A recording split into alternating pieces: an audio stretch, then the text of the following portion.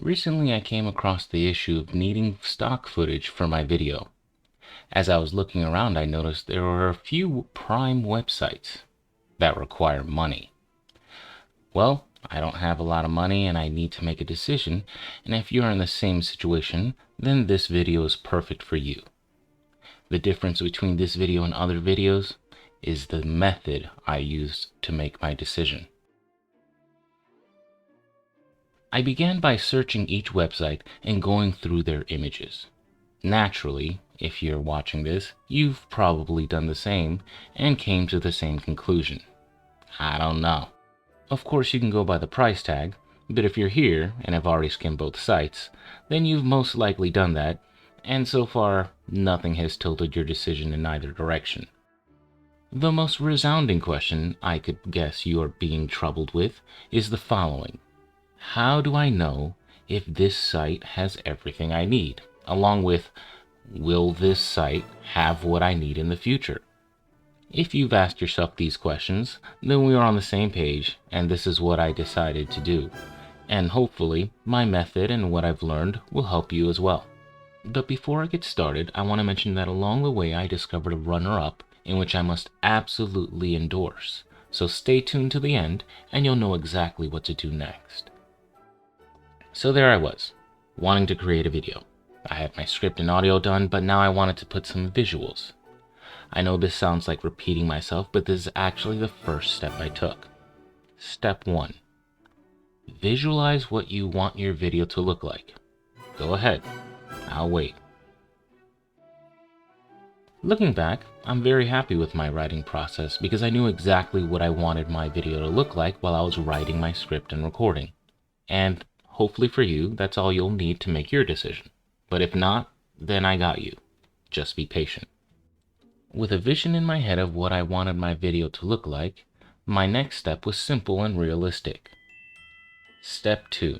I accepted that what I was picturing in my head will not be what is available, and I have to prepare myself to do the best I can with what I have. If you learn to play with the cards you're dealt, then when you get better cards, you will have the experience you need to make the best of it. Which leads to step 3. Make your video. I know, what? But if you've checked out each website, you will see that they indeed provide preview downloads. These preview downloads are vital to you, not because you can use them for free or anything. And no, this is not a way to hack the system and or remove the watermarks. Instead, what I'm proposing is that you build a mock video of what you're trying to make. Similar to a trailer, your video has key moments that you want conveyed, and building a preview with previews, you'll be able to get a grasp of which website you'll truly need to make your videos. But wait, there's more. You see, I went ahead and created my video using previews, complete with watermarks and all. This is for the purpose of allowing you to watch the video and see with your own eyes exactly which site I used to produce my video. And with the video under my belt, I have discovered some valuable information that you will need to know to make your decision easier. And for the low price of, just kidding, I wouldn't do that to you. So, what is it that I discovered?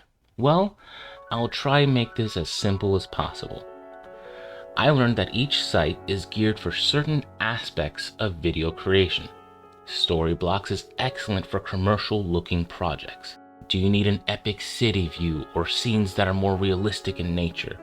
That isn't to say that it doesn't have more, and keep in mind that this is only my opinion.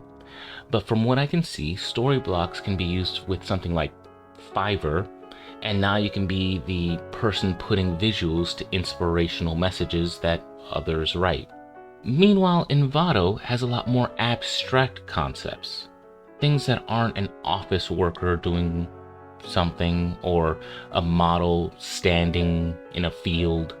Envato has stock footage that provides a more unique feel that one might consider while making a music video or game intro. Now, before I continue, I feel that it's important to point out that, of course, both have what the other has, but I made a video using only previews with a specific view in mind while I was making the video.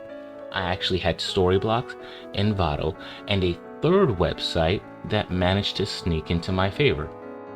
For each search I made, I checked all 3 sites and went through a minimum of 6 to 8 pages, if not all of them. I did this until I was absolutely sure that the footage I would use was the only and best thing I could find for my video. This took a long time, but when I was done, I had a clear and concise opinion on which was better, Envato or StoryBlocks. And for those wondering which I decided upon, the answer is simple. Both. Yep, unfortunately, Big Corporation has done it again. They've split everything you'll probably want between these sites, and if you want a full range of footage, you would need a subscription to both. But don't worry, because with the work that I did, I can confidently tell you that the differences I've discovered are true to the best of my knowledge.